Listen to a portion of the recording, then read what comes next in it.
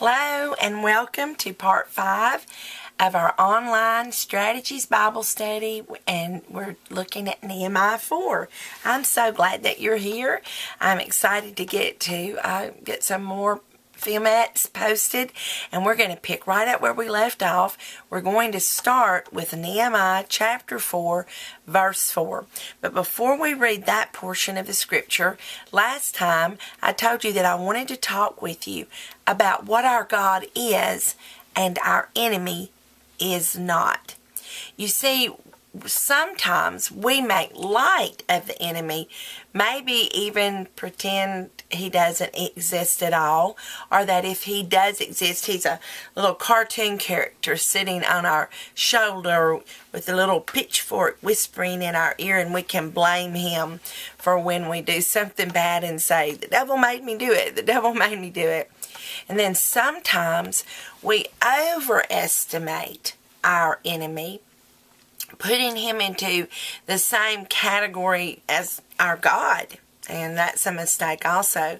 We need to learn to identify him properly and recognize his ways and develop a strategy without underestimating him, also without overestimating him. You see, our enemy, while he is a veritable foe and a force to be reckoned with, is not without limits. He is not he does not have every ability without limits like our God does. There are 3 wonderful words that help to partially describe the vastness and the wonderfulness of our God, and that these 3 words I'd like to discuss with you for a few moments. They may be familiar to you, and if not, you can look them up for further research, but I'm going to give you a short explanation of their meaning. These 3 words are omnipotent, omnipresent, and omniscient. Omnipotent means that he is all-powerful, our God, the one and only true God. He is omnipotent.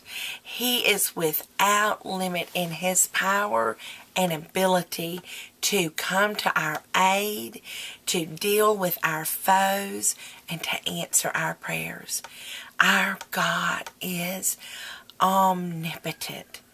And our enemy, he is not. He does have power, and he does have strength in areas, and he is stronger than us on our own. But greater is he that is within us than he that is in the world. And that can be found in 1 John 4:4. If you want to note that down, I think we've already discussed it once. But our God is without power, and our enemy is powerful, but his power is not limitless. Another thing that our God is, and our enemy is not, is omnipresent. Our God can be everywhere at all times, at the same time. He doesn't have to choose between a huge crisis going on somewhere and a personal crisis in my life or in your life. He can be right here with me while I'm recording this, and right there with you while you're watching it. And he is we never have to take a number.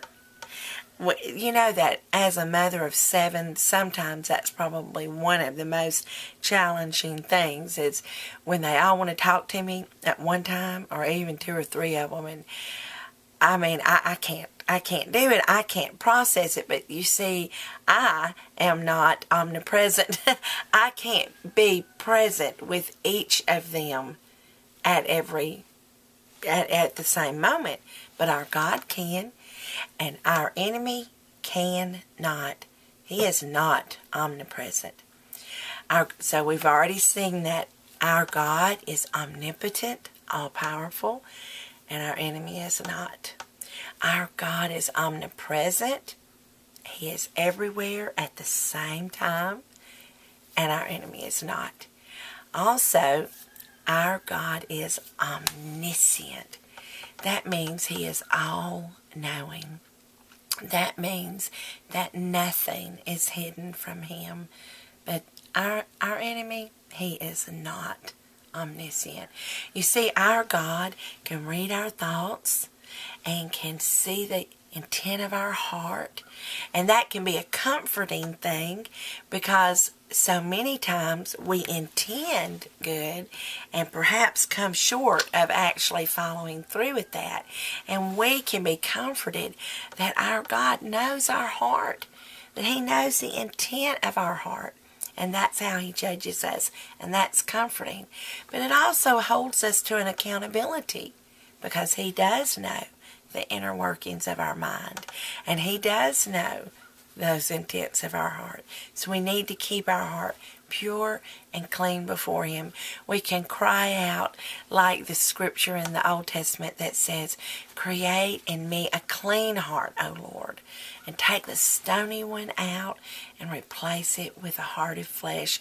That's what I want. I want to have a tender heart before the Lord. So you see, while our God is omnipotent, omnipresent, and omniscient, and without limits in every way, our enemy, he is not any of those things. And he is not without limits. So we can take encouragement in that. Now I want to look at Nehemiah chapter 4. We're just going to quickly look at verses 4 and 5. I want to point out something that you're going to see as we continue this study. You're going to see a pattern develop.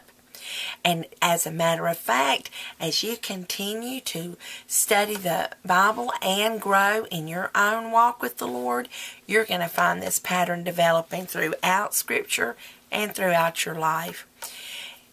Every time that the enemy showed up and created trouble in any way, Nehemiah immediately began to pray. That was his first choice. That was what he did at the onset. That is what he did immediately. Now, we tend to pray once we've done everything we can, and then we're like, well, I can't do anything else, so I guess I'll pray. Or, I've done everything else I know to do, so now I'm going to pray. But really, we need to reverse that and first pray, and then do everything that we need to do. We don't need to fall into the trap of thinking that if we really have faith, we will just pray and then let it alone, because the scripture is clear when it says that faith without works is dead. So we will immediately see Nehemiah and the people begin to follow after this pattern. When the enemy strikes, first they pray and then they get to work. Let's look at verses 4 and 5. This was his prayer after the enemies were accusing and lying and ranting against them and making light of their work and mocking them. "Hear, O our God, for we are despised, and turn their reproach upon their own head, and give them for a prey in the land of captivity, and cover not their iniquity, and let not their sin be blotted out from before thee, for they have provoked thee to anger before the builders." An important thing that we can learn right there in Nehemiah's prayer is Nehemiah realized wisely that the attack was not about him personally. The attack was not against his own character or against his own abilities. This attack, even though it looked like it was being towards him, this attack truly was against God and God's work, and God could handle it.